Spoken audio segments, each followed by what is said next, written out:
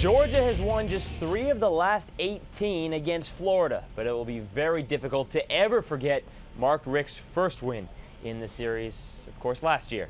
Hey, how are you, folks? Jason Horowitz, glad to be with you on the GEICO SEC Game of the Week. Of course, the game you can see on CBS, Georgia and Florida. Huge game, not only for SEC East standings, but of course BCS implications as well. Let's bring in Spencer Tillman of CBS Sports to break it all down. And Spence, Urban Meyer issued the gag order this week on his players. Didn't want anybody talking about last year's incident, but that's what everybody has been talking about outside of Florida. Do you think that has kind of overshadowed the game itself a little bit?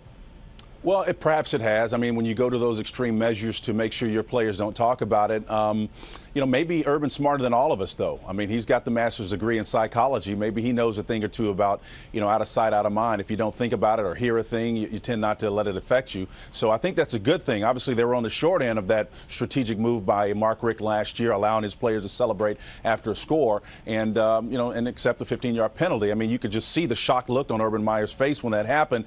And then it finally dawned on him what was going on, and then he got into his mode. But it was a little bit too late because the momentum had been established, and Georgia just went on a tear. And Georgia scored 42 points in that game, Spencer, this year. #1 total offense, but Florida has the #1 scoring defense in the SEC. Georgia #1 total offense in the conference itself. Yeah. Who has to be the key for the Bulldogs to continue that success this weekend? Well, just like last year, Sean Marino has to be the guy. I think if Georgia can effectively spread out this very athletic, young in some positions, Florida defense, they're going to have a chance to duplicate what they did last year. But I would warn you that Florida right now is peaking at a level I've not seen them. I think what happened, Jason, is after the Ole Miss loss, I think they were embarrassed by that. I think they were frustrated. They kept a lot of their offense in their back pocket, thinking they could get by Ole Miss, and it came back to sting them. Houston Nutt came in there and laid one on them. So at their place, no less. So I think that what they've done is redoubled their efforts, have Urban Meyer and Dan Mullen, his offensive coordinator, come up with a scheme that works. And ever since that third quarter of the Arkansas game, you've seen a completely different Florida offense in particular. And you've seen a completely different Tim Tebow as well. Starting last weekend in that Arkansas game, do you think we've started to see the Heisman Trophy come back to form this year? Well, he's sneaking in there. I mean, obviously, and by the way, it's ironic, maybe not so much since quarterbacks have been dominating the statistical categories this year in particular. But Tim Tebow is starting to inch back up there. I've got 3 guys that are all quarterbacks right now leading the Heisman race as far as I'm concerned. And I think that Tebow is right there on the precipice of inching in there. I think what it is, you'll never see him revert back to what he was last year, and that is the guy that's going to rush for, 4 or 5 touchdowns in a given game. He had 2 last week for sure, but you're not going to see that. I mean, they came in with an idea that 10 carries a game was going to be his limit. And if teams forced him to do much more, you probably were going to see them on the short end of the victory-loss ledger more often than not. So I think that this team has found its little niche right now. It's hitting on all 8 cylinders offensively, and you're not going to see Tim Tebow carry the ball over more 12 than 13 times a game. And this team is starting to run the football. Demps and Rainey, they're all playing very well. Harvin as well.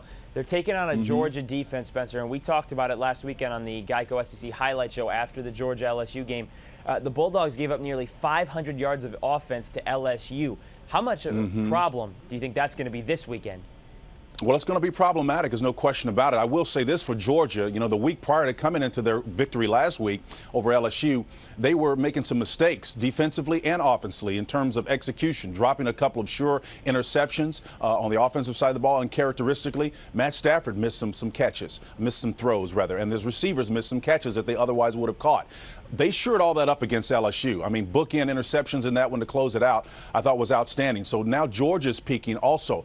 But what Georgia's got to do is bring that same type of execution on the defensive side of the ball also in order to keep Florida's offense in check. And if they don't do that, it's going to be a long day, because anytime you can effectively spread a defense out and you're stressing the perimeters, I'm talking about with the run game now, not with the receivers, with Demps and Rainey, boy, I tell you what, that puts a lot of strain on any defense, and Georgia's got to be concerned about that. And Georgia has had some problems at the linebacker position this year in the secondary as well. Spence, of course, the winner has the inside track on the SEC East crown, and of course they're still in the BCS National Championship race. Who wins the game?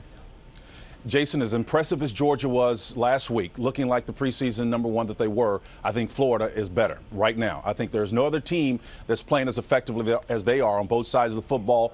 They're playing as hot as USC was to close out 2007. Florida's a team to beat. All right, Spencer Tillman, thank you very much. We'll see you Saturday on the College Football Today.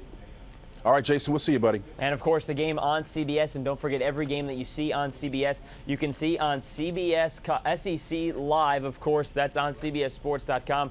And, of course, this week it is Georgia and Florida, the game that we're no longer allowed to give a name to. For Spencer Tillman, I'm Jason Horowitz. Take care, folks.